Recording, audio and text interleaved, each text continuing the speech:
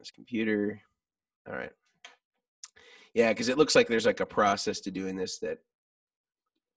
There's so many different processes for anything now, whether it's downloading a plugin in your operating system or uploading something to YouTube. There's always something. I'm just gonna try it one more time, just in case, you know, they can squeeze me in. Yeah.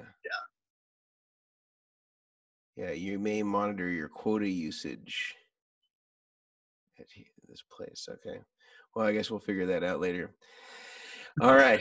So we're live with Michael Pope, the man, the myth, the legend. We are. And I'm so glad that we were able to get this working properly because, again, we did this a couple weeks ago with Doug Doppler, and it was quite a stretch. And you know, maybe there's just something that the conversation topic is going to be so prolific that YouTube can't handle it live.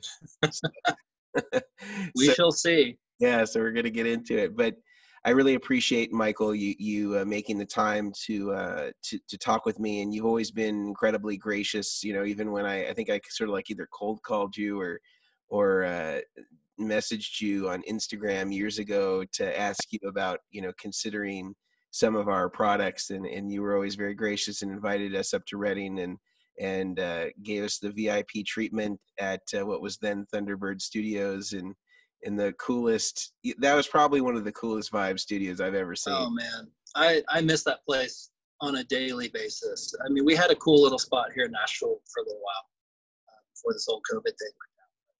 Man, that spot was so gorgeous. Yeah, we filmed, I think, 2 videos there. Yeah, I think so. And for people that never were there or never saw these videos, can you sort of explain the vibe? It was like a train depot or something, right? Well, it was across from the train tracks, but essentially it was kind of one of the last like historic buildings left in Reading. And so it's this old, huge brick hotel, kind of a weird situation where like everybody upstairs and above us was this all like low income senior citizens housing. Uh-huh. So we always had interesting people roaming around, but the bottom space was for years like a lawyer's office and also a police station. But I mean, just, you know, high ceilings. We had a little loft area, and it's all just like old, you know, brick from, you know, back in the day. You know, we ended up having 3 separate rooms in there. So we had an A room, a B room, and an office. And so, I mean, for us, it was a dream. So there, man. Yeah, and even had sort of like a little like lookout point on the second floor there. That looked into, it was one of the coolest places to film, the vibiest places to film. I remember that we took, you know, our videographer at the time, David, and, you know, it was like there were so many different ways that you could shoot something and it would look incredible. It's like, what do you want to see? Do you want to see, you know, the beautiful brick, or do you know, like it was just so many options. It was incredible. Yeah, it's hard to find a bad angle in there, man, between all the gear we had crammed in there and Oh my gosh, all the brick and the big windows. It was great.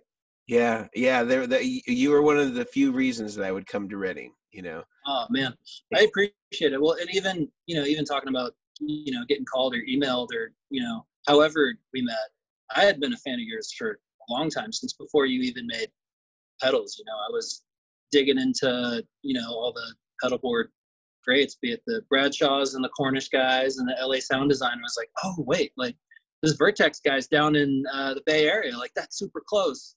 Yeah. And I think I even emailed you one time just about like, I wonder what the wait would be. And, you know, it was a super long wait, and, you know, we were touring all the time, and I certainly didn't have the means for like an A rig, B rig kind of a thing. So never got to do it. But when we finally, you know, linked up over the pedals you were making, man, that was a cool moment for me. So yeah, thanks for reaching out all those years ago.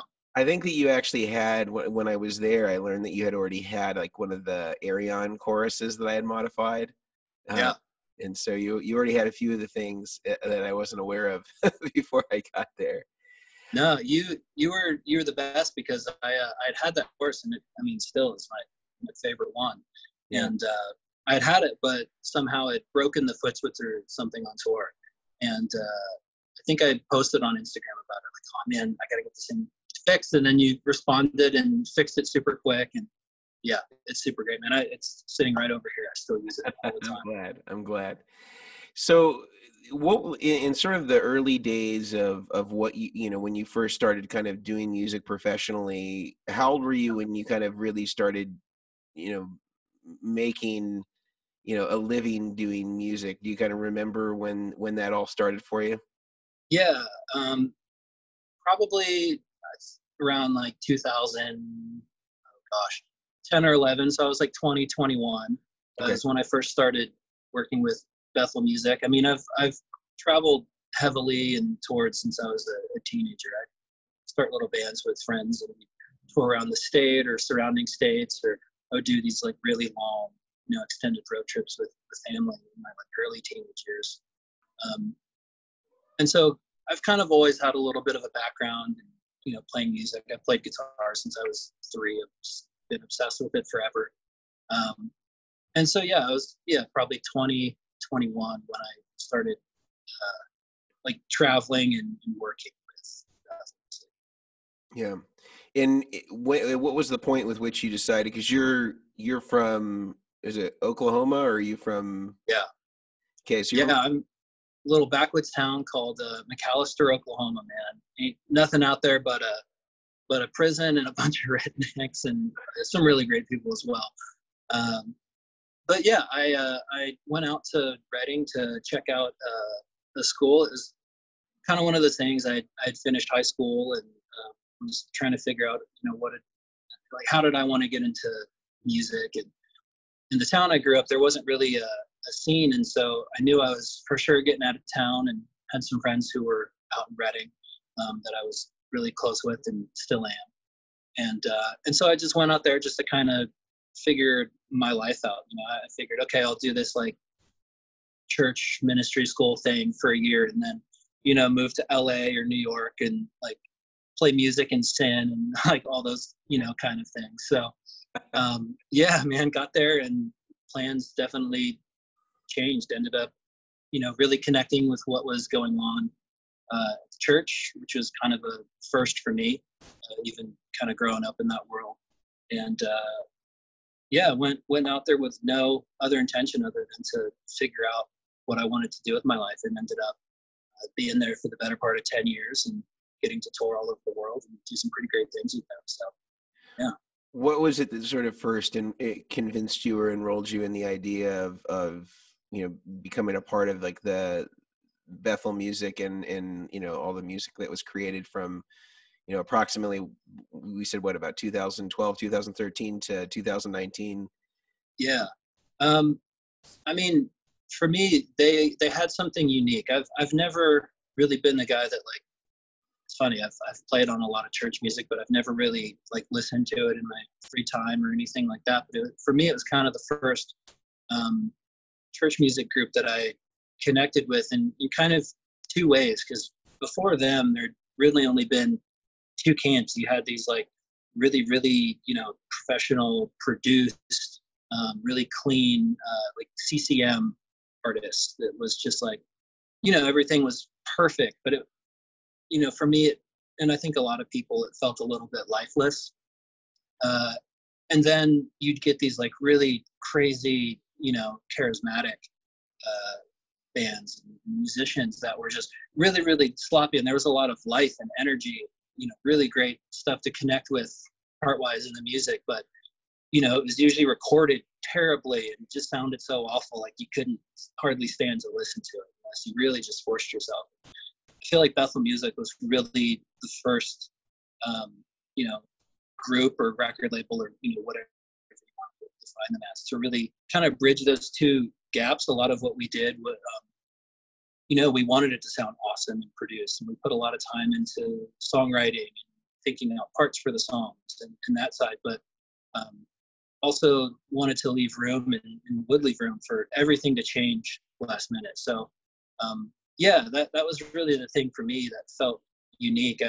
You know, in my opinion, I didn't sense anything else out there that was doing that. And so to have an opportunity to be a part of that was pretty great. And do you remember there being any sort of one person or a conversation or something that sort of made the pivot where you're like, oh, you know what, actually I really want to be involved with Bethel music in particular, if you didn't necessarily come to Reading with that already in mind? It wasn't one person or thing. It was just kind of, I think, being in that community and just connecting with it all the way around. There's so many just wonderful people there, with really, really great hearts and great intentions. Yeah, I think just being in the environment and connecting to it is what made me want to get involved. I started playing music in the school, kind of first and foremost, which at the time is where they got a handful of musicians. They kind of had a set team with another group, Jesus Culture. That was kind of their main group of musicians for the church. And then you kind of had these guys from the school, like myself. Dan McKenzie was one of those guys. There's a group of us that kind of came up from the school, and we've all done music our whole lives, and so it was just kind of a natural involvement there with some people. And yeah, I mean, it was a very organic thing. It just kind of happened. They asked me to, hey, like, we noticed you play really well in school. Can you cover a few sets at the local church just to help out? Yeah. And so I was like, yeah, I can totally do that. And then my first summer there was like, all right, like, my savings are gone. Like, I got to figure out, how to get a job if I'm going to stick around for a little while. And literally, I think as soon as I'm like, throwing, resumes out, applying for just weird jobs, I got an email from Joel Taylor, the head of the label. He said, hey, we're doing this record and we'd love if you play on it. And so, yeah, ever since then, that just kind of opened the door to recording and touring. And that was kind of a pivotal time for them too. Was that Tides? That would have been For the Sake of the World. For the Sake of the World. So, yeah, and I pulled that up on Spotify because, like I said, I'm terrible with timelines. And so that came out in 2012. Okay, Tides would have been in 2013. Yeah. Tides was kind of the first record that, like, the guitar duty was really on me. Yeah. To kind of fill, like, the For the Sake of the World thing. Jeffrey Cundy and Ian McIntosh were producing that. And so the way that album came together is Dan, myself, and friend Graham, who's a great drummer, kind of pre-produced the whole thing. And then Jeffrey and Ian kind of had their versions of everything. And then we just, sent our stuff to them. They kind of smashed it together with all the bits and pieces that they liked. And then we kind of fleshed it out that way. But Tides was really where it was like, all right, the Jesus Culture guys have kind of gone off to do their thing. So now it's... So they left to Sacramento to start their own thing. Yeah. So that was that. And that's also when Bobby Strand kind of came on the scene and got involved as well. So, yeah. So when you first entered Bethel, who were the other guitar players that were kind of in the kind of the scene there? It was Jeffrey Cundy. He was kind of the main guy. He oversaw all the local dudes at the church. And there was another guy, incredible dude. I haven't seen him in quite some time, and I miss the heck out of him. His name's Kyle Coulard. Okay. Really, really great guitar player. I think he lives in Coeur d'Alene now with a wife and a bunch of kiddos, which is great. But yeah, those were kind of the two guys, and I just kind of got smashed into the group with them somehow. Yeah, I mean, it's a high bar already. And during that time, like kind of during the first kind of record in Tides, was the gear pretty much the same, or did it evolve more as you took on more of the guitar playing load in the music? It definitely evolved more. When I was doing For the Sake of the World, that was really the stuff that I just had from home. The stuff I bought at that point had kind of been through the ringer of, like, how does this track? How does this sound, with a live band? It's just all the gear I had from Oklahoma. And so, yeah, the For the Sake of the World was a lot of struggle, I think, for me sonically with my gear. And then, Tides would have been where I started to flesh that out a little bit more with the group as well, because I think that was the thing. Bobby kind of had his way of doing things, and then our engineer Chris Creedy was a big influence on me growing up, playing in a band that I was really into, and so my tone kind of came together with everybody else. Do you remember what any of the kind of the key fundamental pieces were that you used before you really kind of started assembling your own gear outside you collected? What did that rig look like? What did? Oh, for sure, man. I had a Like? Boss Reverb. I had a Boss Reverb that was like, the reverb pedal to have. James Duke's. And Is it? yeah, he rocks it, man. It's crazy. I can't stand the way those things sound now. It just does this like weird, hairy sound for me. But I used to love that thing. Yeah, so I had that. I had an even time factor. Mm-hmm. I didn't have bad gear. I had a Keeley modded Maxon OD808 Nice. that I thought I loved, but I actually hated. I learned later on in life I am not a tube screamer guy. Gosh, what else did I have? I had a Keeley compressor, like the old 2-knob, a bunch of Keeley stuff, because being from, I was in Edmond. That's where Robert he's the hometown hero. Yeah, so that was, a lot of, I think a modded blues driver from him, which I still have somewhere. Yeah, so just, a couple simple pieces like that. Nice. And then what was kind of like when you started to evolve, by the time kind of Tides was coming together, what were some of like the big shifts gear wise that you made from that? Yeah. The timeline that's when the timeline got involved. That pedal had just come out and everyone was freaking out over it. Yeah. I was on that train as well.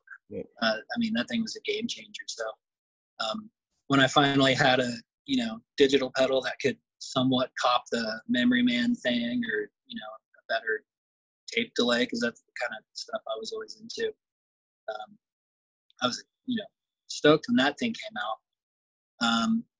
I started pushing the amps a little bit harder around that time too. I've always, even from the time I was like early teens, had a ZVAX SHO on the board.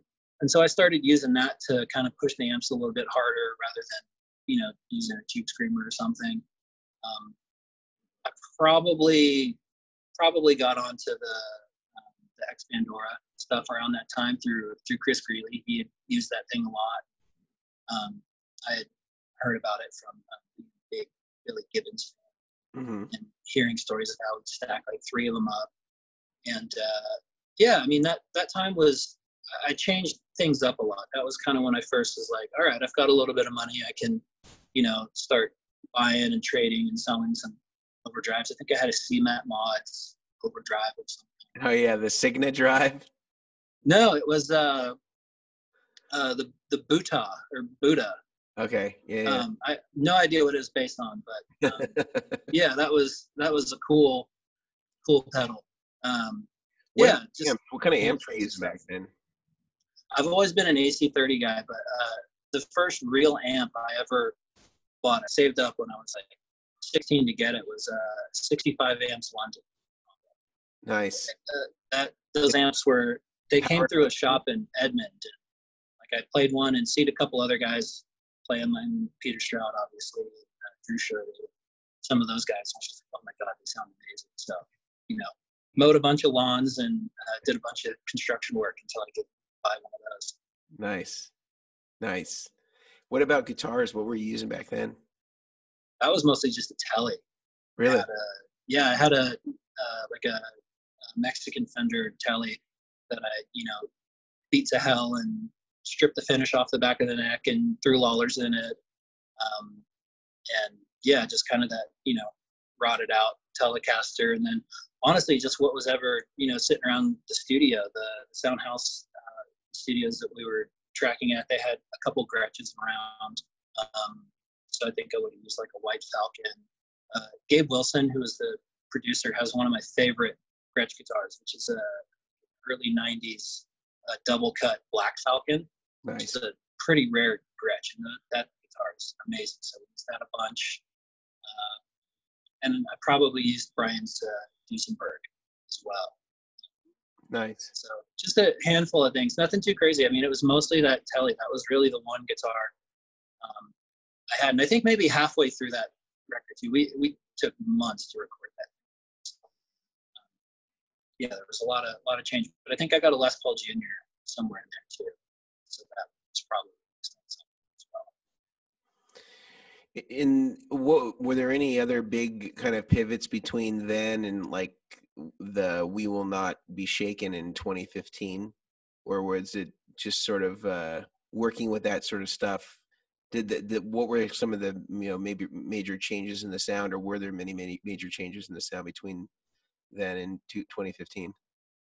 For me, I think it was just kind of, you know, from that like end of Tides thing, but between Tides and even like, you know, We Will Not Be Shaken, there's the whole You Make Me Brave record that was in between. Yeah, the live one.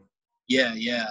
And then also, I mean, Tides live. So, I mean, fairly quickly, I kind of stumbled upon, I guess, what I would call like my staple gear for that era. You know, the Timeline was that, and the Big Sky came out. I jumped on that pretty quick.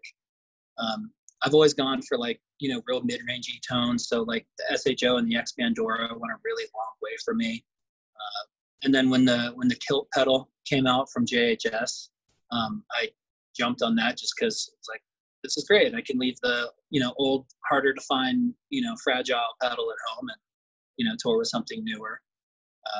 So that's when the Kilt showed up, and I mean, the Super Bolt came out at that time. So really it was just kind of trying different things, and, you know, having guys like Bobby or Chris Creeley to kind of bounce things off of, you know, pretty quickly fell into like that as, you know, staple. Yeah. And I'd probably throw, I mean, you got to throw a Pog in there, no matter what kind of music you're playing these days. Yeah. Probably going to be around, and a Walrus audio compressor. And that was the staple for years. Yeah. So what would you say now are like sort of the essential pieces? Like if somebody's like, I want to get the Michael Pope Bethel music tone, what do you think Well, are the things that if you want the Bethel music tone, then that stuff right there is it, man. I used, you know, Kilton Super Bowl for gain stuff. The Strymon pedals were all the wet effects, and that, you know, Walrus audio compressor. Like that was the sound for the Bethel music stuff. Now, I mean, who knows? It could be anything. Doing more session work, it's become less about having one rig for everything and more about like how many different sounds can I have at my disposal, because, you know, I might be doing a church record today, but next week it'll be an Americana record. Week after that it's an indie record, so maybe I'm, you know, not even just plug right into it pretty. Yeah. So it Right. could be anything now. And guitar wise, you obviously evolved from the Mexican Telecaster. But, when did you first kind of get hip to the Veritas stuff? So that also kind of came about from Chris Greeley and Bobby Strand. They came down to Reading from Portland. Okay. And you know, Bobby and I were both kind of looking for touring guitars, because the Fender and the Les Paul Jr. I had, and Brian had ended up giving me that Duesenberg Carl Carlton, which is a great guitar. You know, those guitars were fine, but it was just constant tweaking on the road. Like every time I'd pull them out from under a plane, I'm like, oh my God, I gotta reset up this telly because the neck is moved. And, you know, the Les Paul was especially tough, sharp frets and all. And so one day Chris was like, you know, we've got this guitar builder friend up in Portland who is like really, really good. And he's got this company that's pretty new. Like we should check him out and see, you know, if he'd build a guitar for us. And that was around doing the You Make Me Brave record. And so, you know, we got on the phone, called him up, and Casey was just, I mean, from day one, like super, super nice, like on his own dime, like called a bunch of clients in Portland that had bought guitars from him. Cause I mean, little shop like that, you don't have any guitars just sitting around. Yeah. Purchased, or they're still being built.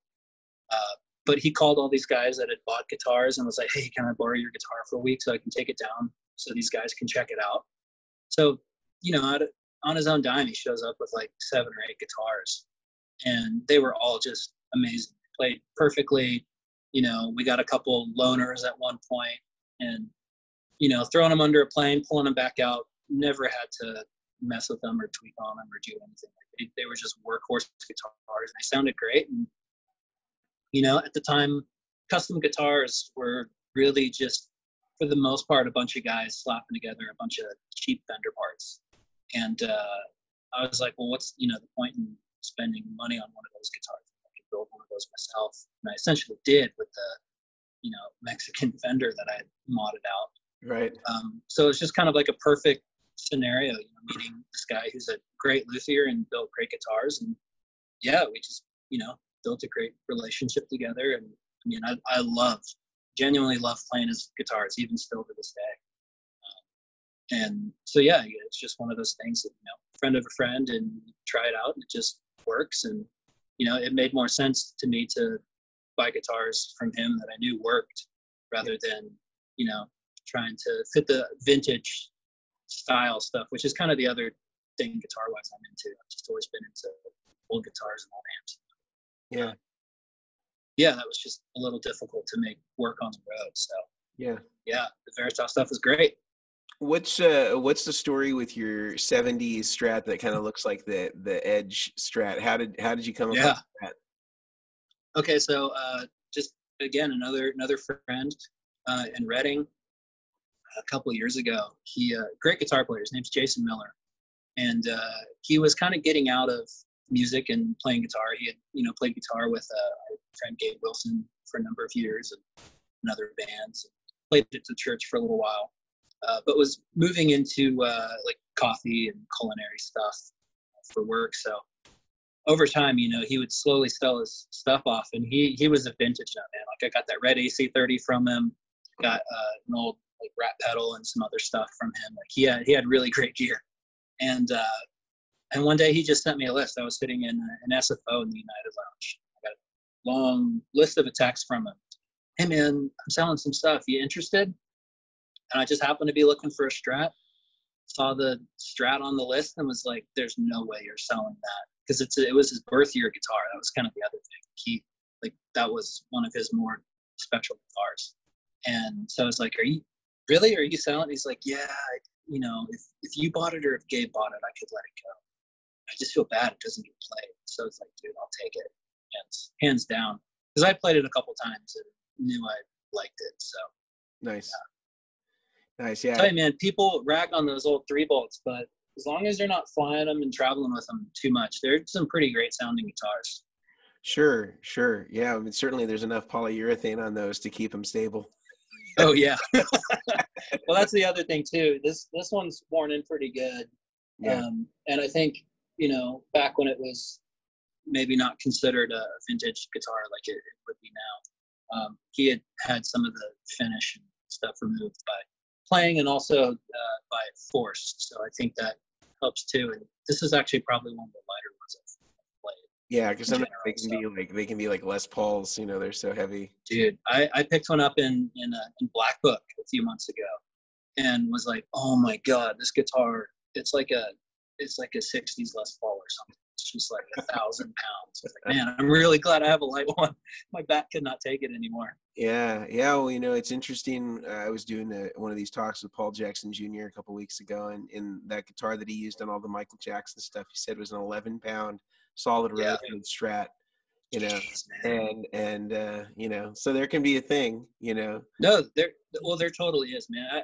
I swear, the more I get into session work, and the more I kind of listen to other session guys and hear what they have to say, there's a place for everything, man. There's not really a bad guitar tone. It's just finding what's right for the song. And heavy guitars can sound just as great as light guitars in the right context, man.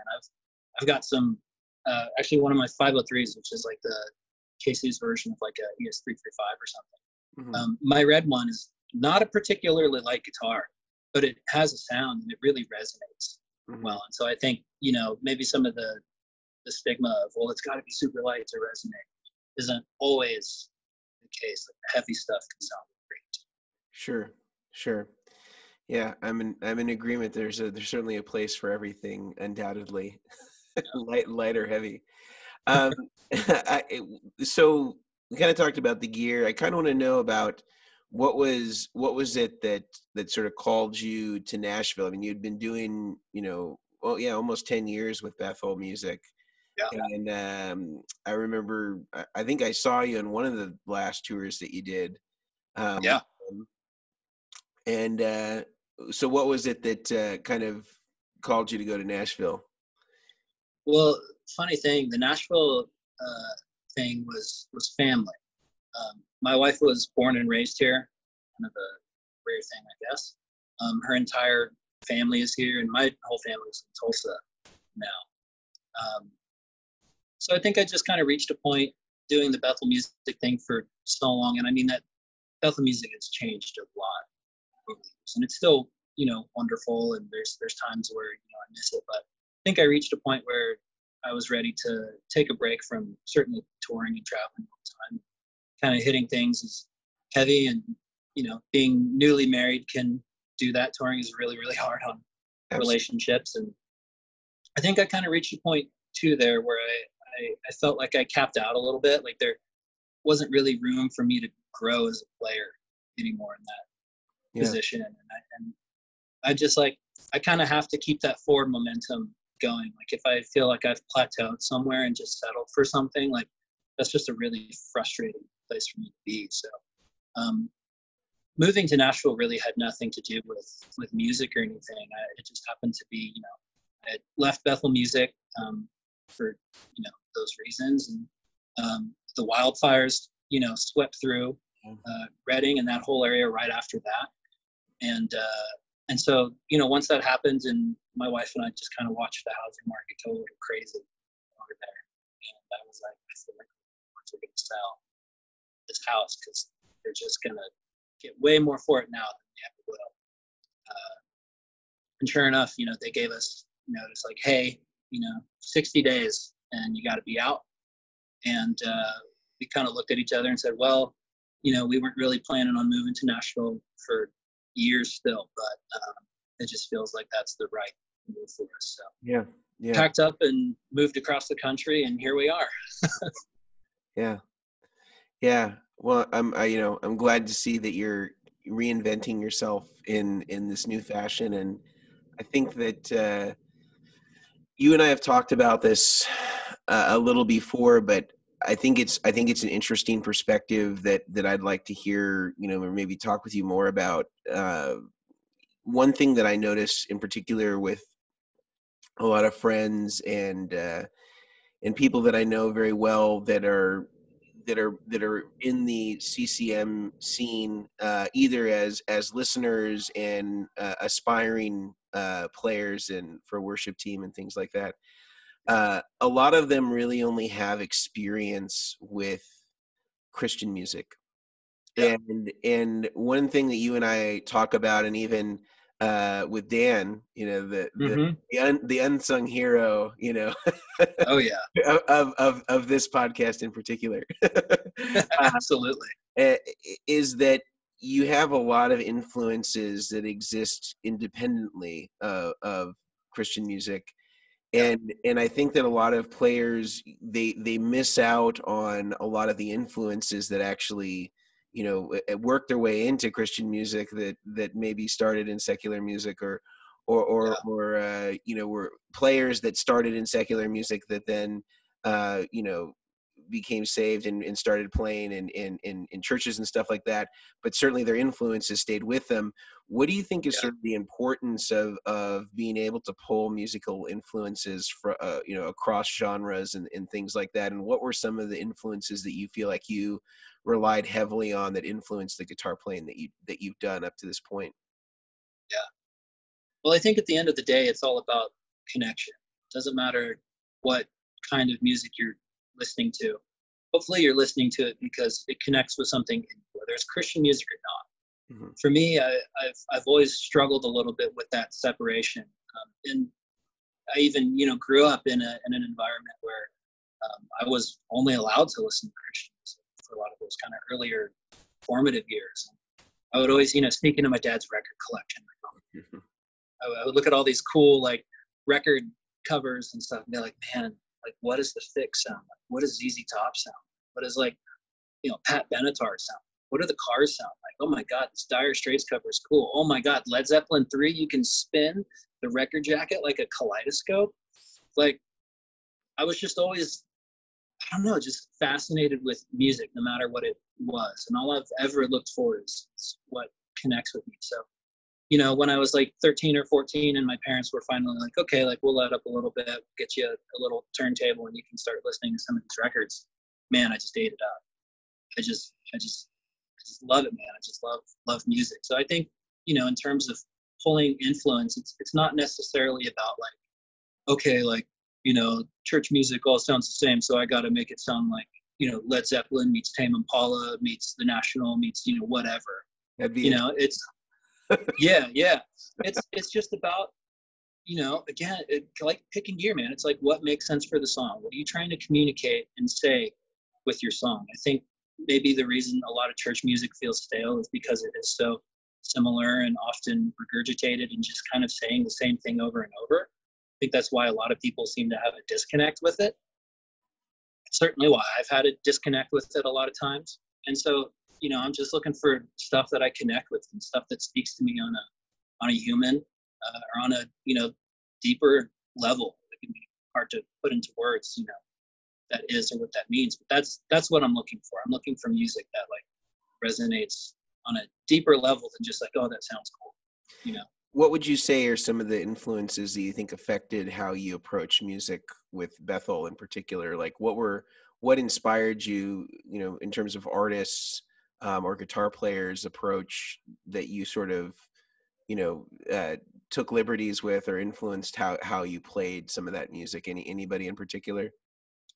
For the Bethel music stuff, we drew a lot of influence from bands like The National or Killers, or M83, a lot of like modern music like that, you know, in the realm of like having one or two guitar players, there are always parts that fit kind of together. That was really our goal, whether it was, you know, me playing along with, you know, Dan or Gabe or me and Bobby. We were just looking for two parts that fit together and made the song. Because that's just, again, referencing bands like The National. They do that guitar interplay so well. Mm-hmm. And God, there's a ton of bands that do it. So it was really just whatever we were kind of into at the time, whether it was that or, there's a lot of Coldplay influence on the sound. Yeah. There were times that like, I remember I was like obsessed with the Police while we were working on Have It All. And so Callie's song Spirit Move, like I'm just like, how close can I get to ripping off Andy Summers? Because it like that's what was inspiring me, and it felt like that's what was helping communicate the vibe of that song. So, you know, you're just looking for that perfect fit at this point where you can, you know, take an influence and make it match what somebody else's art is supposed to be.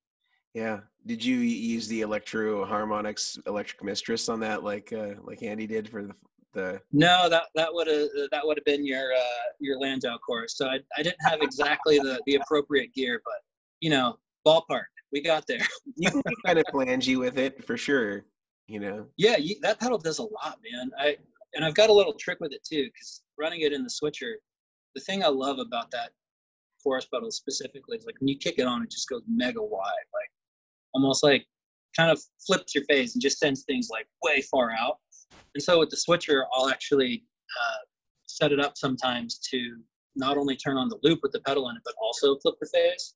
So then it's like you get two chorusing sounds, one super wide and one a little more narrow out of just that, you know, first voice. And then you can go to the other side, you know, almost get like rotary sounds out. Yeah. Yeah. It's super versatile pedal. They're going for so much money now. I can't believe it on Reverb, you know, because I think I sold it for $100. Because, you know, the Ariane chorus, if you're not familiar with it, it's literally like, I think it's a $50 pedal. Yeah. That we were gutting and like completely redoing. And I think we were selling it for $200. And even though it sounds like a lot, considering how much it was, I have to tell you that half the pedals that we would get in from Ariane, because we were buying it directly from them, half of them never worked.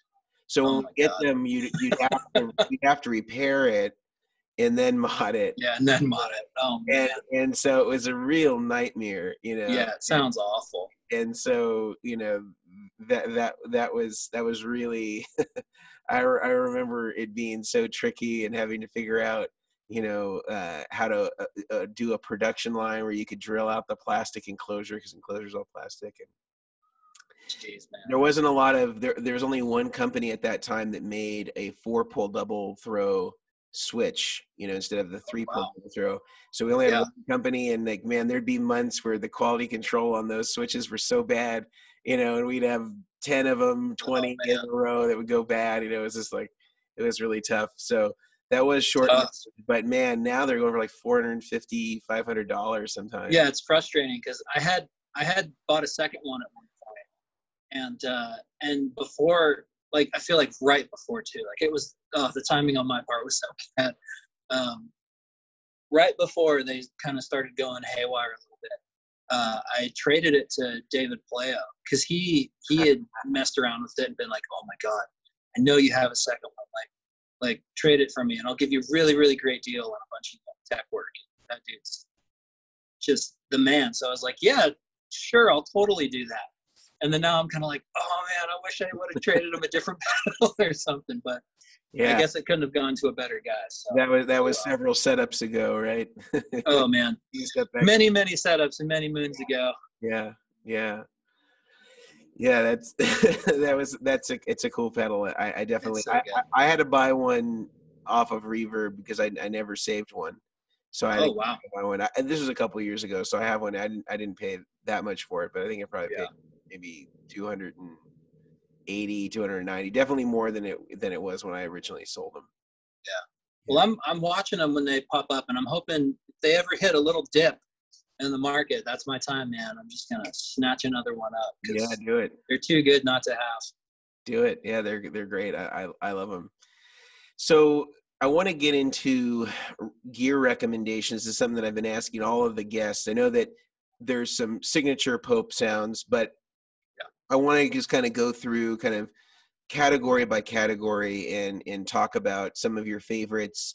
And then also anywhere in there, if you want to insert any sleeper pieces of gear, whether that's guitars or amps or things that are sort of Okay. under the radar that people should know about that they don't know about. You feel Sure. free to insert those too. So I want to start with kind of the early part of the chain. Let's start with Okay. compressors. What is your favorite compressors? Oh man.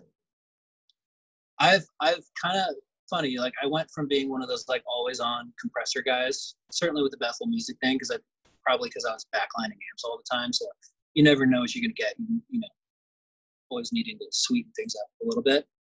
So I don't use pedal compressors a ton lately. Between having an 1176 in the rack and using my own amps, I don't super use one a lot. But the latest ones that I've liked a lot were the Keeley Compressor Pro.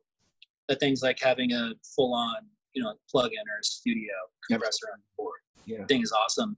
And then I also plug you really love the Nile. It's such a great, really even like it's got this chonky sound to it. Like that's the best way. Like chonky is the best way I can describe it.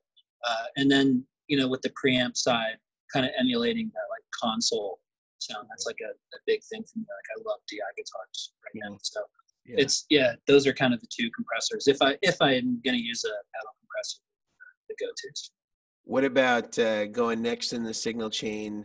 OverDrives. What are your kind of top OverDrives? Well, ever since the Benson preamp came out, that's been a staple for me. It's just that pedal, like no matter what guitar or what amp I'm using, doesn't matter how bad the amp is, like doesn't matter what guitar. Yeah. I've got that pedal, I can get a sound I'm usually pretty stoked with. Yeah, it's very much a chameleon. I found it really works great no matter what you put that into. Another one that we've talked about that kind of does that is I don't know if you agree with this, but I found it to be true as well, is the Ibanez Distortion, the MT. Yeah, that totally. It's like those two pedals just have like such a sound that they impart on whatever you plug it into. Yeah. And it just, for some reason, it just works. Yeah. It's hard to describe it any other way. So that's usually kind of like the first grab for me. I mean, gosh, it could be anything these days. I've been liking the JHS Clover a lot. That's a really cool pedal, and I love that he put a mid control in it, and then also with the ability to do the stock FA1 thing, or eliminate the EQ entirely, or add the mids. Like that's another kind of chameleon pedal, but totally different than the preamp in the sense that you can have it be a little more neutral and a little bit closer to what the amps didn't, or drastically color it. So that's been a good one. Been using the HRM a lot lately. Mm. Freaking love that thing, man. Gabe Wilson, to reference that guy again. He lives up in Battleground, Washington. And I, normally go out 2 or 3 times a year to do a record with him. And the last session we were doing, he was like hell bent on having like these like really 90s like distorted rock guitar tracks. And so the HRM like into the 60s super reverb. He's got like a little bit of grit from the amp, a little bit of grit from the pedal. It's just like nails. Nice. Sounded baller. So those have kind of been the 3. I usually have an old Rat around. Those are kind of useful. And then like a Zvex SHO or something can be considered OverDrive. What about for boosts? So then, yeah, definitely an SHO. Obviously the Vertex boost, whether it's being used as an actual boost or, the volume is a big game changer for me as well as a lot of other folks. And then I guess I don't know if this is a sleeper pedal or not, but I think really, the only other pedal I've really used like a boost is those old two-knob Emerson M-Drive pedals. Yep. I feel like those were kind of popular for a while and then died out a little bit. And I know this new version has a tone knob, so maybe that's more like an OverDrive. But yeah, that was a really good sounding boost pedal. Just getting all the way off, crank the volume. Sounded really smooth. Yeah. So, and I'm sure you can get those on a budget. Oh yeah. These days. So. Yeah, probably. Yeah, I thought he always did a pretty good job of keeping his prices pretty reasonable. I remember even knew they weren't that expensive. No. And I think they're like sub $200 or something. Yeah. Yeah. Right. Yeah. He had some cool pedals. I remember maybe around 2016, seeing him on a lot of boards. Yeah. Yeah. I don't even remember when I first got one, but I literally tweeted one day, back when I had a Twitter, like, I need a new OverDrive boost pedal. What should I get? And I got a bunch of people saying stuff. And then that was the only one that I didn't recognize. It was like, oh, what is that? Yeah. And so I looked him up and I was like, oh, Tulsa, Oklahoma guy. I got to check this dude out. Messaged him. He happened to be into the Bethel music thing. And so sent one out to me.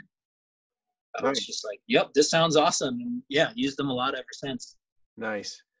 What about modulation stuff? We talked about the Ariane, the Vertex Ariane modded chorus. What other mod stuff are you into? Dude, I am obsessed with modulation pedals.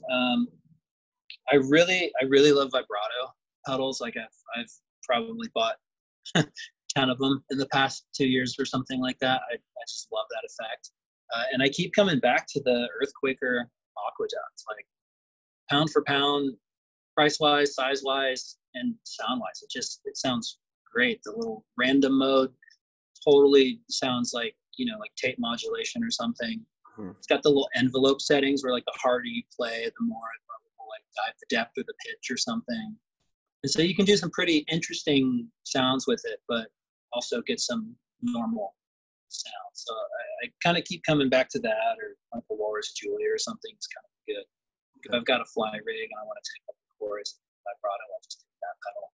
Right.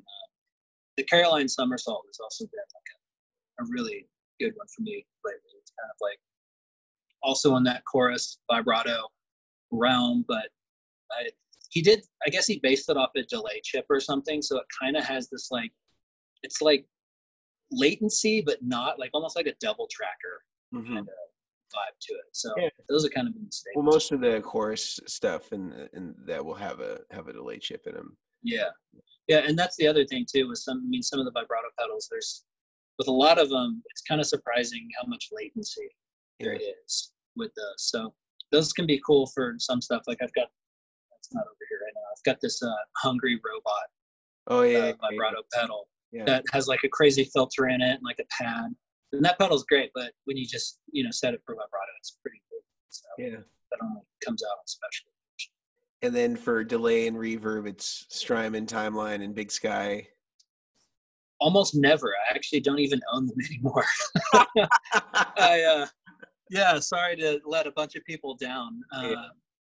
Jimmy, our other studio partner, he's got them. So if I need them, I use them. But I kind of reached a point with those things, like and I feel bad because, you know, you use something for so long and then people see you stop using it. It's like, oh, you don't like that anymore. You hit, like, you know, freak out a little bit. Like, those pedals are awesome. I just used them for so long and got so used to the way they sounded. I'm like, I got to change things up. Yeah. Because for me anymore, like, the point is, like, this like, you know, do I smile when I turn it on? Does it inspire me to play? So Reverb right now is a plugin because I'm just working out of a little corner in here right now. But pedal wise, I really, really like the Merit's Mercury 7.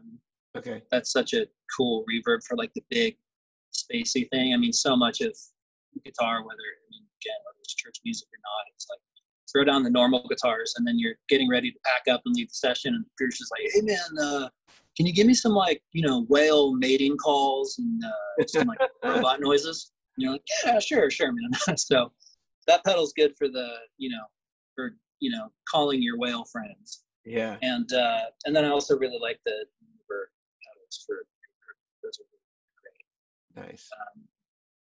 Delay wise, what's over here? I've got a Caroline Kilobyte pedal. Have you messed with those? Those are really cool sounding. Yeah. Kind of that, like, dark modulated. You can, you know, make it really, really gritty, really clean. That pedal's extra fun because all the labeling is done in like hieroglyphics. Right. So even though I use it like almost every day, I'm always forgetting what knob does what. So that just kind of makes it interesting. And then I guess kind of a popular one, unless you're Derek Wells, I love the Volante these days, man. That thing is awesome. Yeah. Derek, I laughed so hard when you repeated that, or when he answered that question, because the two things he said about it, I was like, oh man, that's exactly what I do. Like, I run it into a MIDI switcher and via the MIDI switcher, clock it to tempo. So I was like, oh, that's totally fine. But I mean, obviously, like, he's the GOAT. And and I totally have been in that position. M9. Yeah, dude, M9 all the way. I got to go get one of those things now after watching that with him. Between him and Bukovac, I'm in Nashville, I guess I got to jump on board. You just have to, you know, even though he didn't change the switches, I highly recommend that you do that because it's speculative. You know, it's actually just a spring actuator that's pushing down like just a pad that has the switch. Oh, yeah. And so when the spring, you know, loses its tension, it just won't even, you know. Or if you stomp on it hard enough for long enough, they actually rock it off of the pedal. Oh, do they? I've seen guys there's some dudes at Bethel that had them, and I guess like his tap tempo switch or something like shot off on stage or something. It's so spring loaded, man. It's so easy to mod them though. You know, you just you know, use a you know, momentary switch, and it's just two wires that you're basically just replacing, you know, so it's pretty easy to do. In fact, after I talked with Derek, I found one on Craigslist. I'm supposed to meet the guy this weekend, so okay, there you go. Brand new one for $200. So well, I'll be waiting for that Rig Doctor video on modding your M9. Well, I thought, you know, it'd be cool. I could build like a Nashville inspired rig because I have the M10, I have an original Nobles, I'll have the M9. I'm like almost all the way there. I need a compressor. You know, I have a vintage Dynacomp. I had put a You're set, dude. I have a VB2 vibrato. I'll let them have that. And I have a Memory Man. So dude, there you go. I got my Nashville rig. I'm ready to go. You know, got the old Buko board down. Yeah. And I built Tom, I either built him 2 or 3 rigs. And then one of those rigs got sent back to me because Dan Huff bought it. And then I had to like go through it and make sure it was good for Dan. But they were all almost the same rigs.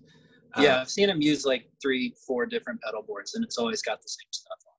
Yeah, they all definitely have my boost on it, and some of them for a while he was using that Memory Man with the Hazarai, the one that was kind of like a. Oh yeah. And I modded one of those. God, it was a nightmare. Because he wanted a volume control on it, but it's all digital, you know. Yeah.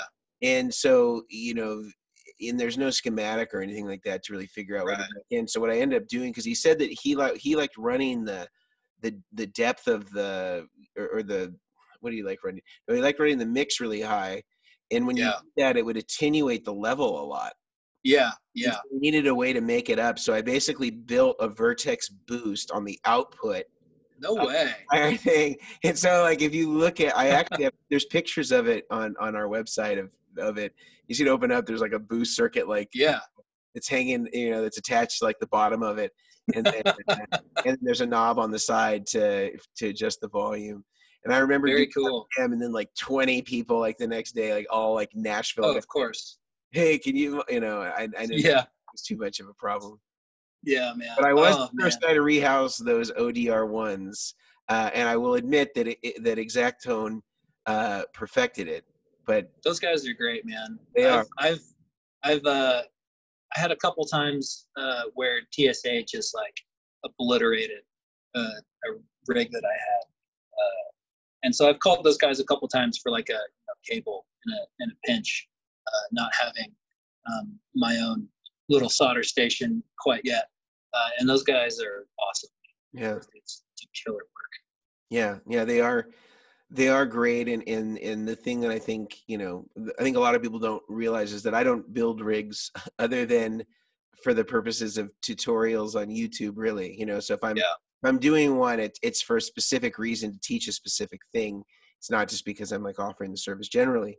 But Yeah. the thing I would say about Exactone, which is a real differentiator between them and almost every other person that is doing rigs professionally, is the guy that's behind the scenes is Barry O'Neill, and he is one of the smartest engineers for this type of stuff with pedals and amplifiers. And in fact, he used to have a company called Kingdom Amplification. Then he's got lots of experience with racks and all sorts of stuff, but is really like a real engineer. Like I think he was like a teacher at a university, Oh, wow. point, teaching electronic engineering. And the real differentiator between the really great guys and the assembly guys is that when stuff goes wrong, which it invariably does, do you have what are the tricks that you bring to the table where you can create workarounds that are not just masking symptoms, but that actually It's so true. cause? That's so true, man. And that's really the difference, because there's some cases where a guy who just does beautiful work and the assembly is nice will be fine there. But the problem is that when stuff starts going wrong, that guy's going to have one or two things to pull out. And the guy that's an engineer, he's going to be like, okay, let's find the root cause. Let's just not throw a buffer here because we knew it solved the problem in this particular environment. But we know, 20 days later when you're in Italy and you have this other environment, who knows if that's going to solve the problem anymore. And so that's one thing I think is a real differentiator with them, is that they really know the difference between creating sort of a quick fix versus of a symptom versus going for the root cause. And that's really why, if you're going to pay somebody to build a rig, those are the type of guys that you want to find. Absolutely, man. And there's very few guys that are that, and that may not always be your thing. You may not have really complicated system. Everything's in series. You can get away with, something else there. But yeah, that was a long aside, but I think that it's worth giving those guys a shout out, and I'm glad that they were able to help you with your rig. And man, love good dudes over there. Yeah. Oh, and I wanted to ask you about this. My other favorite line of is, and this has come up now a few times, like people have just messaged me this as they've watched it. And my favorite line, and I also other people agree, is when he was told in a session, "I want it to be ethereal like Hotel California." Make the guitar tones ethereal like they are in Hotel California. That's the best one. So I'll be waiting for one that you say, from a session that you've been in where you have like these two really opposing tonalities and timbres that are being requested of you simultaneously as you make. I'll be on the lookout for it. I've had a couple of times where it normally Gabe Wilson, man, that guy, mega creative, and he's usually down to try anything in the studio. But there's been a couple of times where him or even Dan has been like, "Can you play that a little worse?"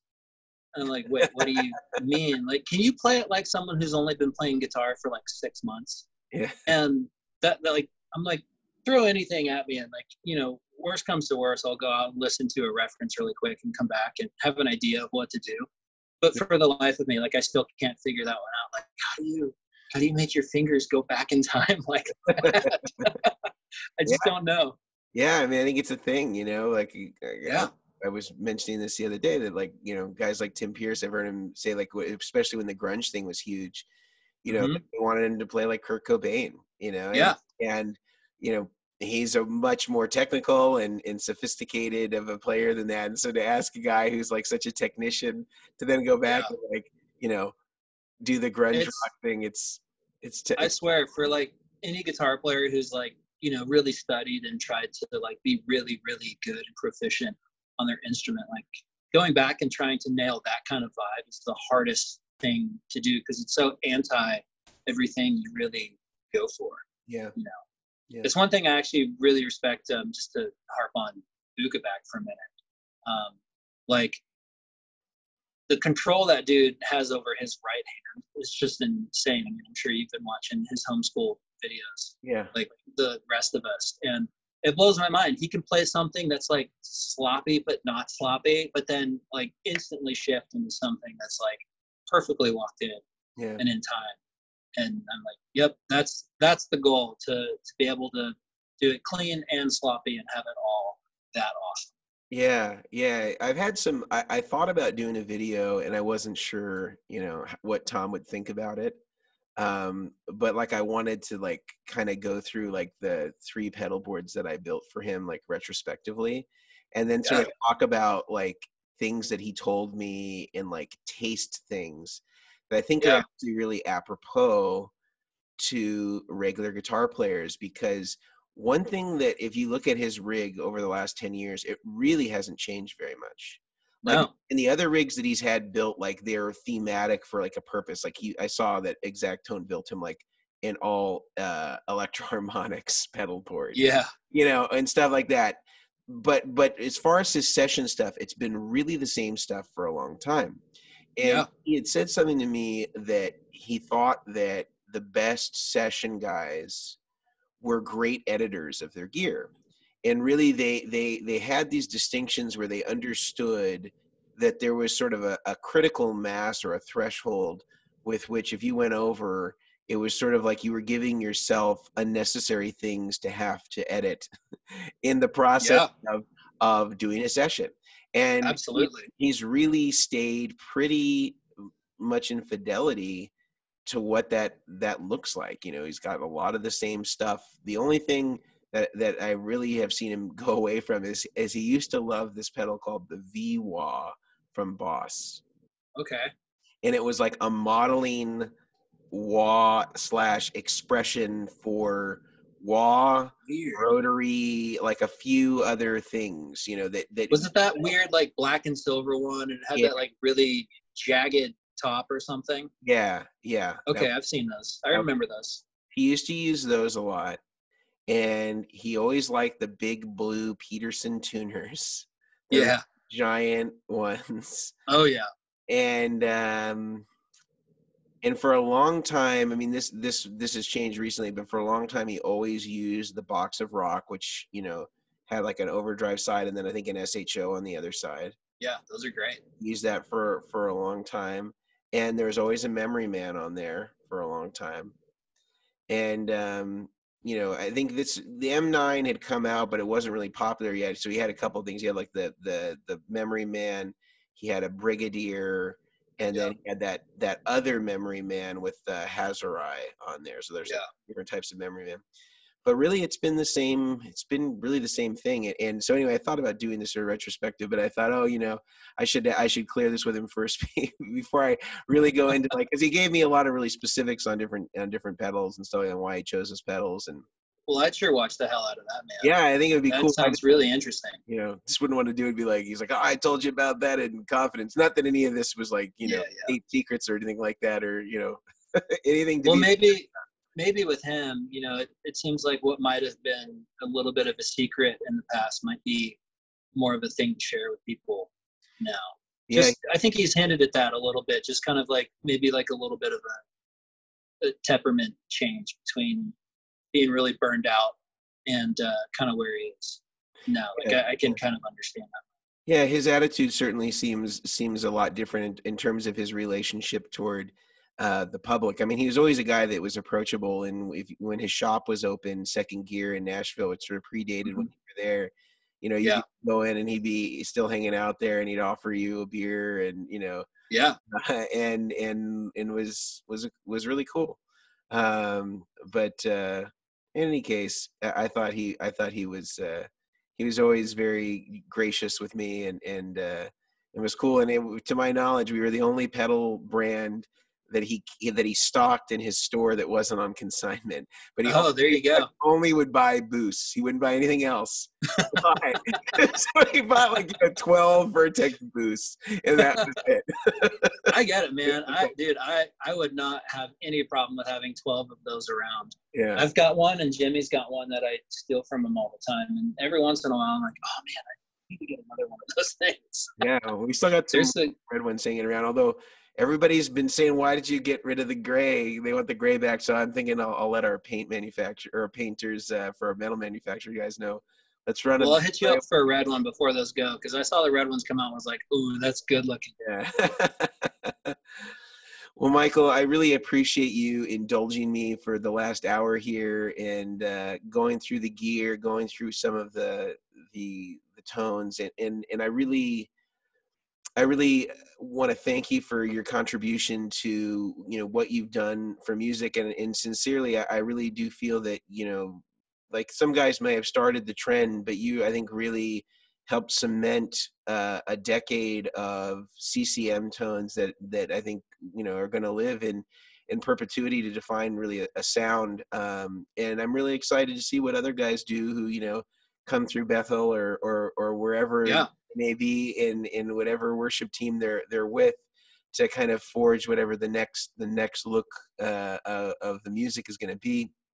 Me too, man. Me too. I hope that they do some cool stuff. They start experimenting with other things that we never thought to do, and just like you guys were borrowing from other musical influences. I'm excited to see what that pivot looks like, and to see what the next round of worship powerhouses are going to look like, and the tones. I know, man. Me too.